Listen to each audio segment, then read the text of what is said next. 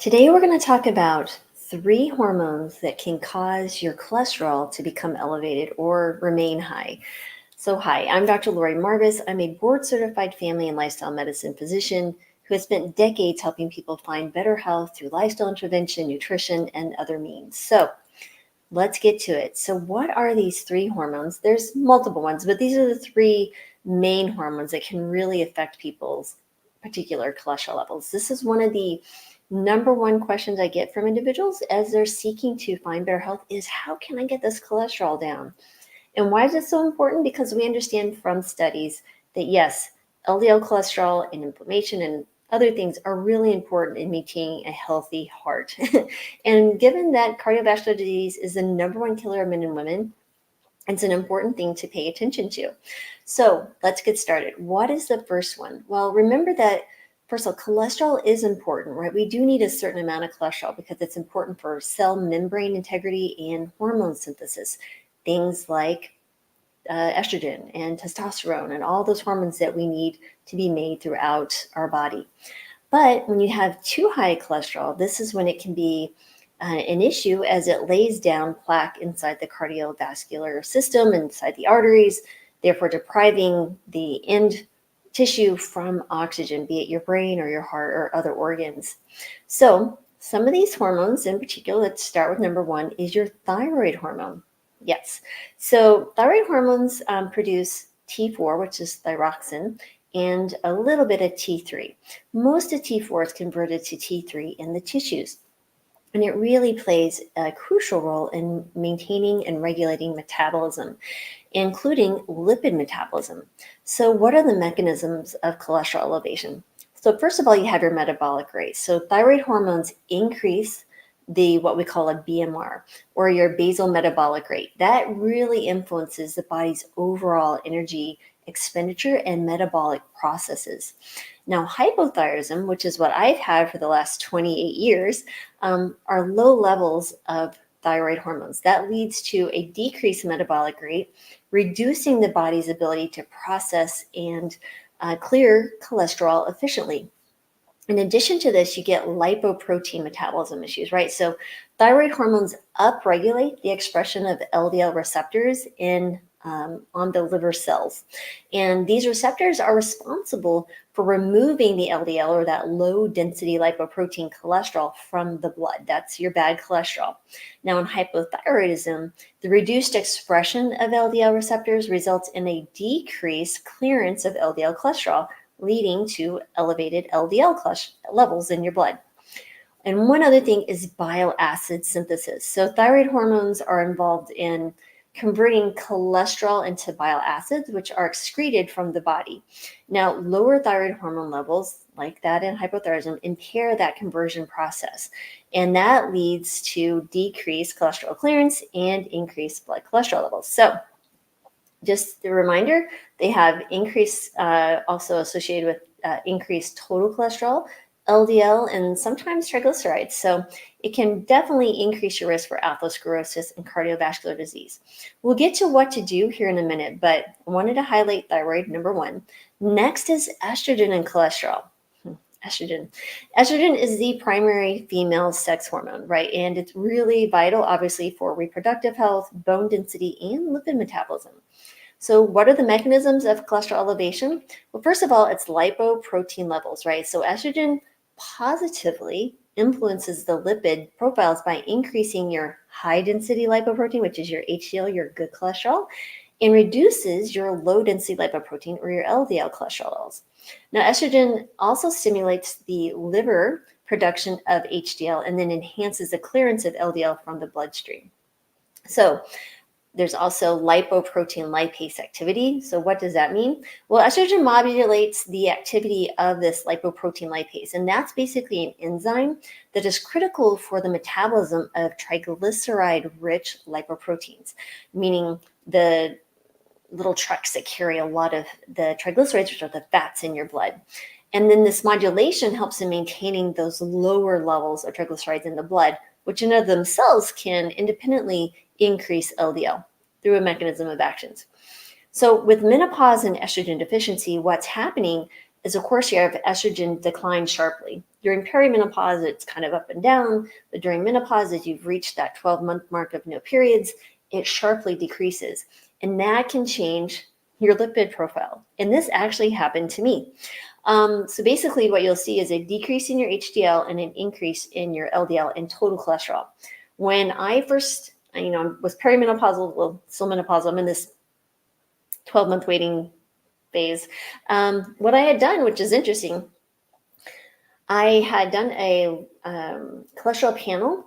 That's probably 3 or 4 months prior to my last period that I had in November of last year. When I wasn't feeling so well, I started doing some blood work and seeing what is going on here, right? And my LDL sharply increased about 35 points. It scared the bejesus out of me because I had never had an LDL above 100 in my life. I ate a whole food plant-based diet. I exercised. My weight is good.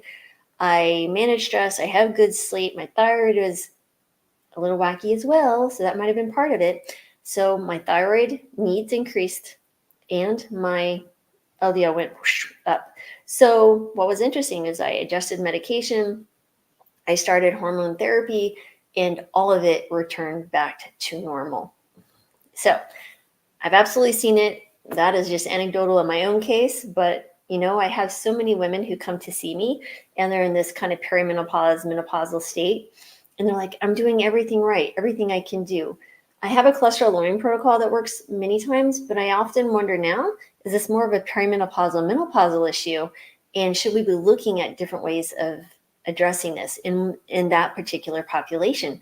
So we'll get to this in here just a minute. Next is insulin and cholesterol.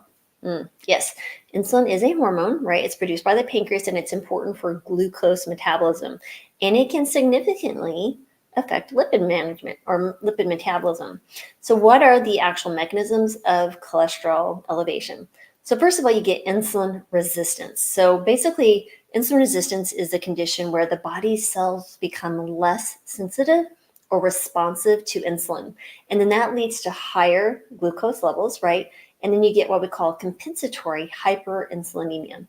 Fancy words for saying the pancreas makes more insulin, trying to get the glucose down. And this can be commonly seen in folks who are pre-diabetic or have type 2 diabetes. There are also some medications that will cause this.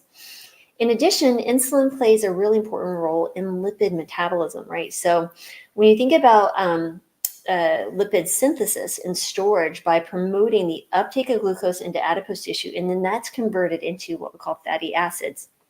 And insulin resistance, the impaired action of insulin leads to free fatty acids, right? The fats in your blood increase level inside your blood. And then that's transported to the liver and converted to triglycerides and very low density lipoprotein, or the VLDL, right? So VLDL can be considered the precursor on the spectrum to LDL. It's based on what's actually in the composition that would classify it either as VLDL, IDL, or LDL.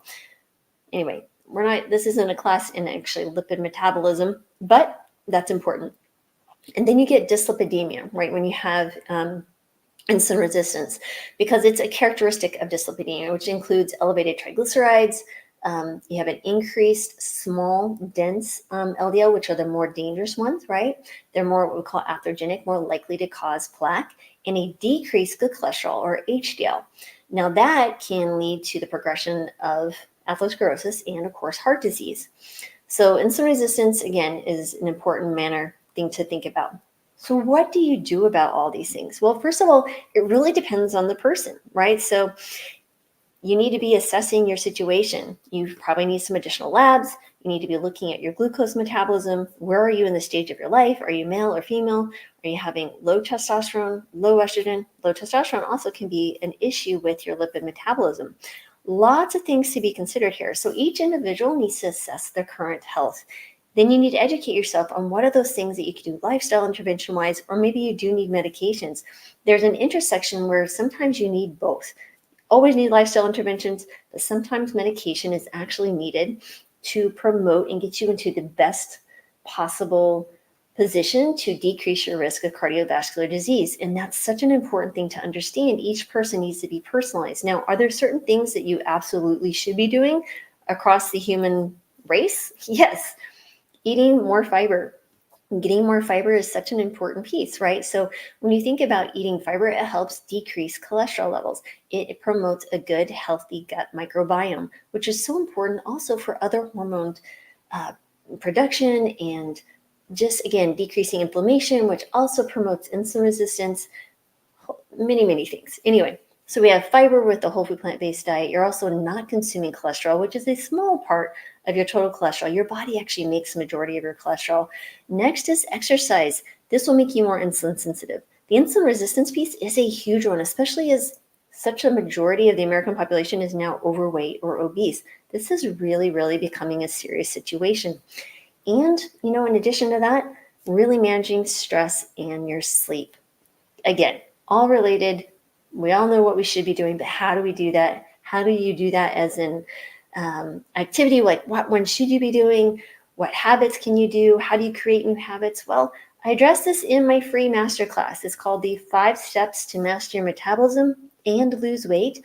I also speak to the 4 biggest mistakes people struggle with in their weight loss journey. So I would encourage you to register. It's in the link below if you're on YouTube, and if you're on Instagram, it's in the bio somewhere up there. So again, I put all this out there just to show you that there is ways to deal with this, but you need to be able to understand what you should be doing to personalize your own health journey, because there isn't a one size shoe fits all. There's certainly some foundational things that everyone should be doing, but then we get into the weeds because the tweaking is really where the magic happens. And so I hope you found this helpful. Again, as always, I'm so thankful for you being here, and I'm sending you joy, peace, and love, and of course, healing, because we all need more of that in this world, in our lives, every single day. So thank you for being here.